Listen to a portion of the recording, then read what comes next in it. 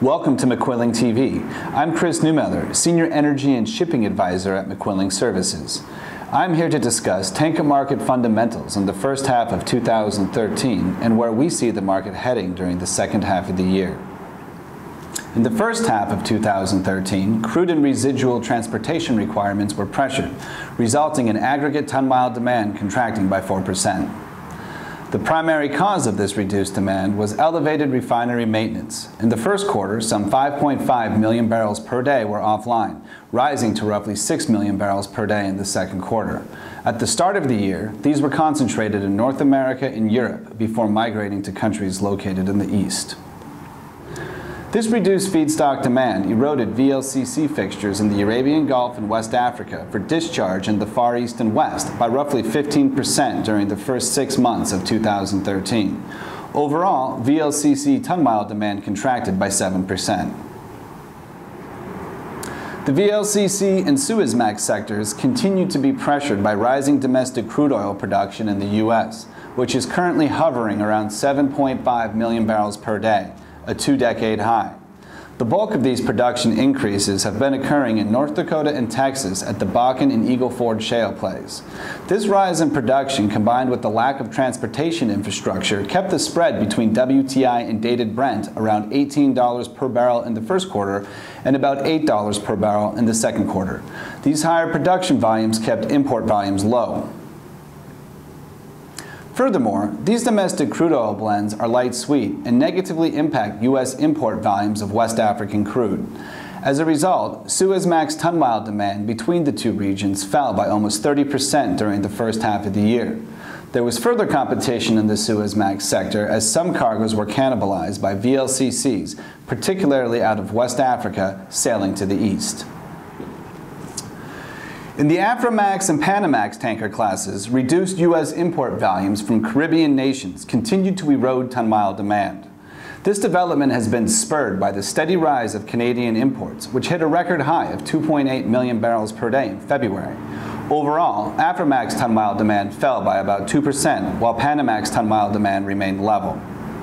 On the other hand, these heavy refinery turnarounds boosted product imbalances throughout the globe and supported clean petroleum product ton-mile demand. In aggregate, clean petroleum product ton-mile demand rose by nearly 4% over the first half of 2013. A notable shift took place on the trade between the Indian subcontinent and the Middle East. These increased trade volumes were likely aided by regional proximity and the growing importance of the Middle East as a hydrocarbon trading hub.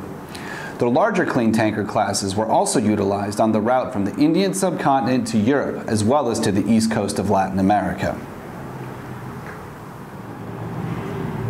MR2 tankers remained the workhorse of the clean petroleum product trading fleet, and ton-mile demand rose by 2% during the first half of the year. U.S. petroleum product exports to Caribbean and Latin American nations continued to provide support. However, North American export volumes to South America were pressured as Brazil's economy has been stuttering and it reinstated its 25% ethanol blending mandate. Additionally, following last year's robust import volumes, inventories were likely ample. Movements to West Africa out of the U.S. Gulf rose by about 40%, with 11 fixtures sailing on LR1 size vessels. It is clear that Africa is becoming an increasingly important driver for clean tanker trading. The continent's gradually improving economic outlook will support various countries' GDP and their product import requirements. This will be further exacerbated by a lack of downstream infrastructure and security concerns that will limit any significant expansions. Turning to vessel inventories, fleet growth has been stronger than anticipated as this year's deletion program has been nearly 30% less than our expectations. Only 32 tankers exited through June versus our expectation for 45. Meanwhile, at 85, additions are in line with projections. There have been 18 VLCCs and 24 Suezmax tankers delivered. In the clean tanker sector, 25 MR2s have exited yards, far exceeding other classes.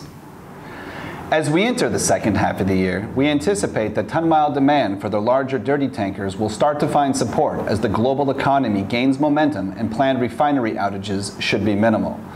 Further support to the west will likely come from the restart of the Motiva refinery in Port Arthur, Texas, where the new 325,000 barrel per day central distillation unit, which has suffered setbacks, is back online. Some additional support should stem from the possibility that Europe has reached the bottom of its economic downturn. Activity in the Mediterranean could be pressured from industrial action in Libya and sabotage in Iraq. And in the Atlantic Basin, the more narrow spread between WTI and dated Brent is likely to provide some support for TD5. In the clean markets, the returning of throughput levels after deep turnarounds and additional refining capacity in non-OECD nations should keep regional supplies ample, which is likely to reduce trade requirements. Further pressure should stem from a high delivery profile, which will continue boosting tonnage supply. Africa's role, with its growing economies and lack of downstream infrastructure, is likely to expand its role as an export market. This wraps up our mid-year tanker market update. I'm Chris Neumiller. Thank you for watching McQuilling TV.